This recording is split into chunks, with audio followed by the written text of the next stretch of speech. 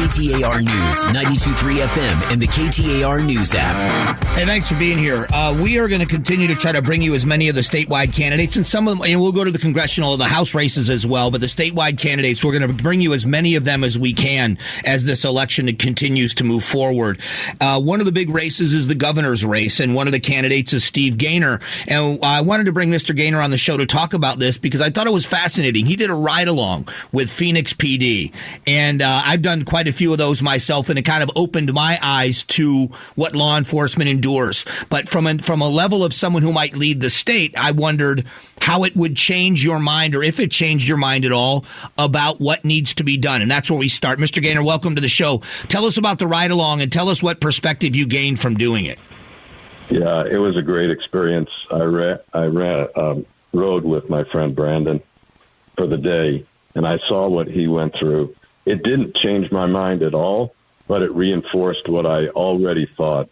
It really is a thin blue line, because we went from problem to problem to problem, tremendous amount of homelessness and other problems that if the police didn't deal with, citizens would be dealing with it and fleeing like they are in San Francisco.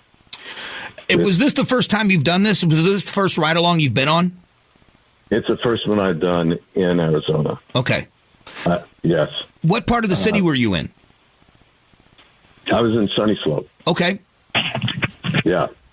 A lot of homeless people, and people afraid in their homes, because what we found, we would drive into an alley, and there were a number of people sleeping or hanging out in the alley. We helped one woman who had had a home invasion, had several burglaries, and she's beside herself and was very thankful that we showed up and escorted people away from her home. But you can see it's a continuing problem. My first ride-along with Phoenix PD was with a vice squad, and it was in Sunny Slope, and it was arresting prostitutes and street prostitutes.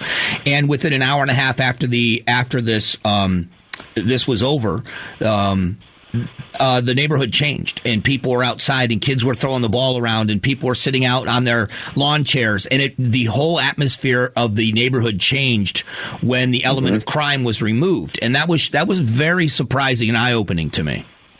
Yes, well, I saw this firsthand when I grew up in New York. Rudy Giuliani did that for the whole city of New York.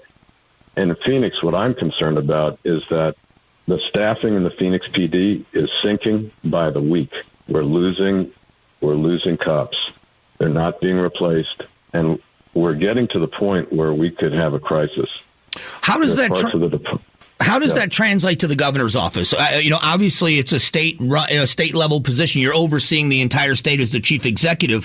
What can be done from that office to help local law enforcement? I know what it does for DPS, but what about local law enforcement? Well, obviously the governor doesn't hire Phoenix cops, but one thing you can do is just bring it to the attention of the public, and I'm doing that right now. I think the citizens of Phoenix ought to be talking to the city council, because what the people don't realize is that property crime in Phoenix is escalating now, and it's going to get worse and worse unless we get some more people on the Phoenix PD. I've heard about it, cars being attacked and all kinds of property crime. And this is what makes a city unlivable. The police really do protect us every day. And, we just don't appreciate it, not aware of it. But the staffing in the Phoenix Police Department needs to be addressed now. Otherwise, we're going to have a tremendous problem. One of the things I've talked with leadership at Phoenix PD about, and with, the people from PLE, the union that represents them, is about morale. How was morale of the squad that you were with? Well, the squad I was with, the morale is great. They're great people. I just love cops. Yeah. And we had a great time together. But I feel underneath, they feel that leadership doesn't really appreciate what's going on. And at the council level, it's like benign neglect.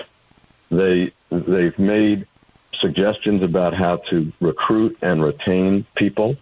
Part of its compensation, part of its other issues, and it's just not being addressed.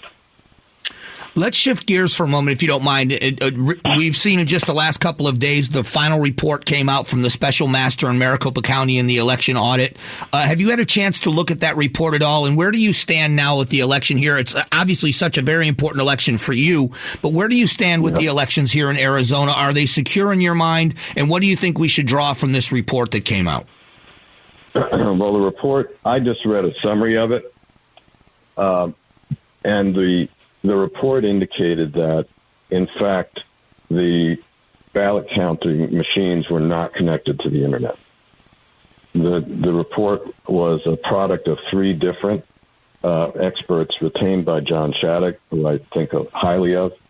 And so I think in that respect, it was conclusive that didn't happen.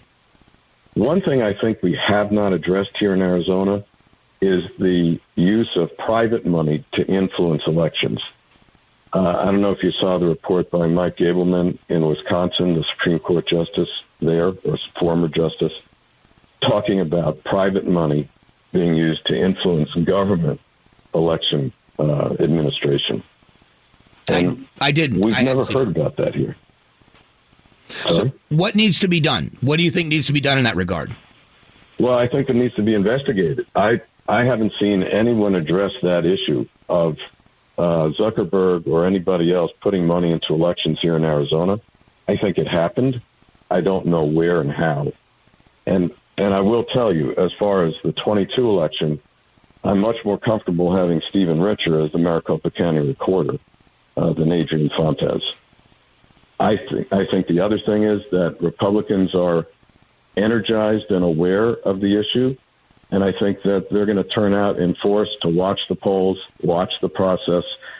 I'm hopeful that some laws will pass in the legislature, but I can't say that anything will. So if we have to live with the system as it is now, I think we can do a good job of policing it and making sure that we get an honest result. Well, Mr. Gaynor, I hope people will reach out to your website or reach out to find more about you, because I know there's a lot more in the issues that you want people to hear from you, and I hope you'll come back. But can you give people a way to reach you, either social media or on your website? Right. My website is gaynorforgovernor.com, Gaynor for governor.com, and you can find me on Facebook as well. Well, it's a pleasure to talk to you again, and I hope you'll come back soon.